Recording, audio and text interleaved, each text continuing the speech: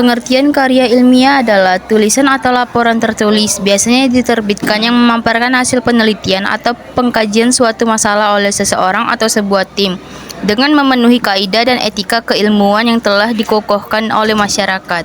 Ciri-ciri karya ilmiah adalah: pertama, menyajikan fakta objektif secara sistematis; kedua, menyajikan pengetahuan yang berupa gagasan; ketiga, menyajikan pengetahuan didasarkan data; keempat, mengandung kebenaran; kelima, menggunakan bahasa baku; keenam, ditulis menggunakan skema tertentu; dan ketujuh, tidak emotif. Tujuan karya ilmiah: 1. Wahana melatih mengungkapkan pemikiran. 2. Menumbuhkan etos ilmiah di kalangan pelajar. 3. Wahana transformasi pengetahuan antara sekolah dan masyarakat. 4. Membuktikan potensi yang dimiliki pelajar dalam menghadapi masalah dalam bentuk ilmiah. 5. Melatih keterampilan dasar untuk melakukan penelitian. Manfaat penulisan karya ilmiah: 1. Mengembangkan keterampilan membaca dan menulis. 2. Melatih meramu hasil bacaan dari berbagai sumber. 3. Melatih mengorganisasikan fakta. 4. Sebagai bahan referensi. 5. Memperluas pengetahuan. Menganalisis sistematika dan kebahasaan karya ilmiah. 1. Bagian awal. Ada halaman judul, contohnya judul penelitian, nama penyusun, kota, dan tahun penyusunan. Kemudian ada kata pengantar, contohnya ungkapan rasa syukur dan alasan karya dibuat.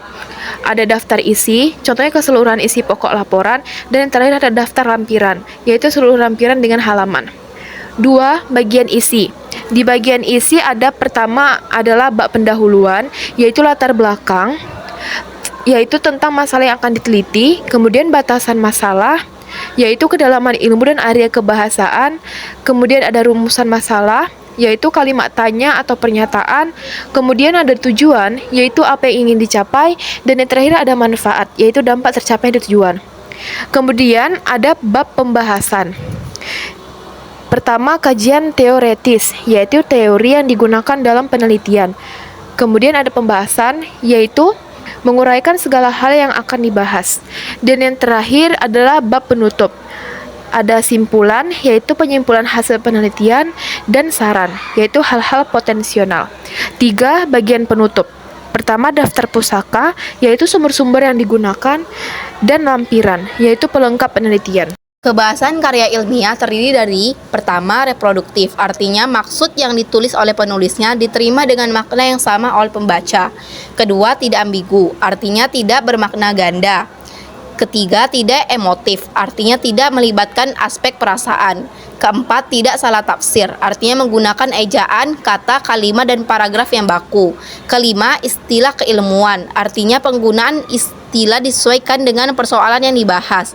Keenam, denotatif, artinya penulis dalam karya ilmiah harus menggunakan istilah atau kata yang hanya memiliki satu makna. Ketujuh, rasional, artinya penulis harus menonjolkan keruntuhan pikiran yang logis. Ke-8, kohesif dan koherensif, antar kalimat pada setiap paragraf dan antar paragraf dalam setiap bab. Ke-9, langsung ke sasaran dan tidak berbelit-belit. Ke-10, kalimat efektif, artinya kalimat itu mudah dimengerti oleh pembaca. Langkah-langkah menganalisis isi karya ilmiah: 1. Baca dan pahami karya ilmiah. 2. Tentukan kriteria yang hendak digunakan. 3. Analisilah menggunakan kriteria yang digunakan. 4. Tulislah hasil analisis sesuai observasi. 5. Interpretasikan hasil analisismu. 6. Simpulkan hasil analisismu.